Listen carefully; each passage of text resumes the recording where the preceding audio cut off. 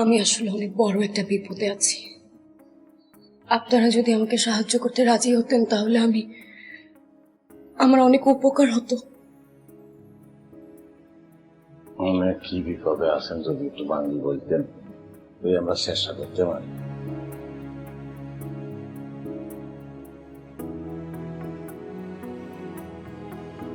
আমার ছেলে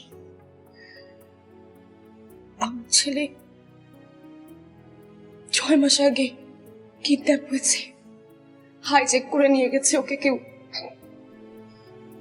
6টা মাস হয়ে গেল আমি আমার ছেলের কোনো খোঁজ পাচ্ছি না, কোনোভাবেই জানতে পারছি না।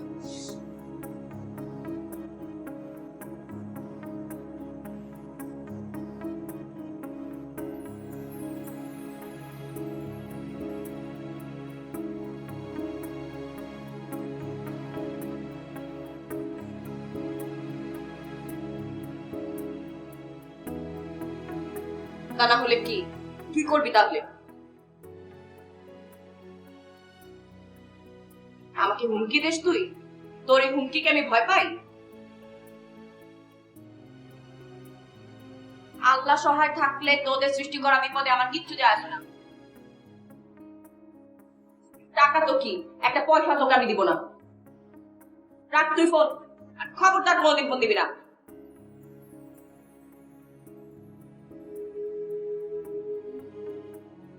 চল, দেরি হয়ে যাচ্ছে।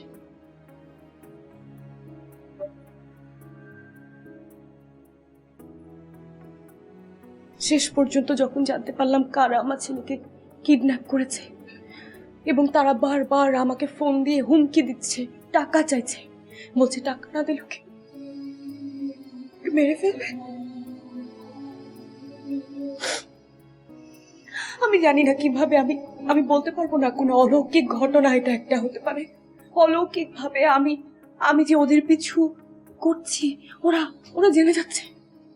আমি যাদেরকে ওদের পিছে দিচ্ছি আমার ছেলে খবর নেওয়ার জন্য, তাদেরকে ওরা চিনে ফেলছে। ওরা বারবার আমাকে হুমকি দিচ্ছে। আমি এখন নিরুপায় হয়ে আপনাদের শরণাপন্ন হয়েছি। আমরা কি করতে পারি যদি কর? দেখেন, আপনাদেরকে তোরা চিনে না, আমাকে তো চিনে। আমি তো পারছি না আর কিছু করতে। আমার অবস্থাটা একবার চিন্তা করে দেখেন, 6টা মাস হয়ে গেছে আমার বাচ্চাটা আমার কাছ থেকে। আপনারা যদি এখন ওকে একটু সহ্য না করেন। বুঝি আপনি কান দিয়েন না, আপনি কান দিয়েন না। আপনি যদি বলেন যে আমরা উদ্ধার করে দিব, আমরা চেষ্টা করব আমরা, কোনো অসুবিধা নাই। আমরা চেষ্টা করি আপনার ছেলেকে উদ্ধার করিব, আশা করি পারব আমরা, কিন্তু একটা শর্ত আছে। বলেন। সব শর্তে রাজি আমি, আমার ছেলে পাওয়ার জন্য আমি সব শর্তে রাজি, আপনারা শুধু বলেন। না মানে যতদিন পর্যন্ত আপনার হলাকে মানে আপনার ছেলেকে আমরা ওই মানে উদ্ধার করতে না পারবো, ততদিন যদি মানে আপনার বাসায় আমরা থাকি, মানে থাকানোর জায়গা তো আমার নাই। অবশ্যই আমার বাসায় আপনারা থাকবেন, কোনো সমস্যা নেই, একদম ভাববেন না। নিজের মনে করে থাকবেন, খাবেন, নিজের মনে করে চলবেন, কোনো অসুবিধা নেই। আমার শুধু আপনাদের এই হেল্পটা দরকার।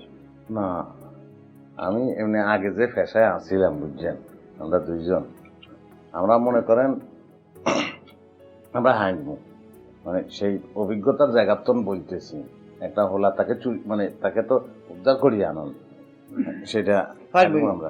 আমার যে লোক আপনাদেরকে খুঁজে বের করেছে তারাও বলেছে আপনারা পারবেন, সেই জন্যই তো আপনাদেরকে এভাবে নিয়ে আসা। আমরা চিন্তা করিয়েন না।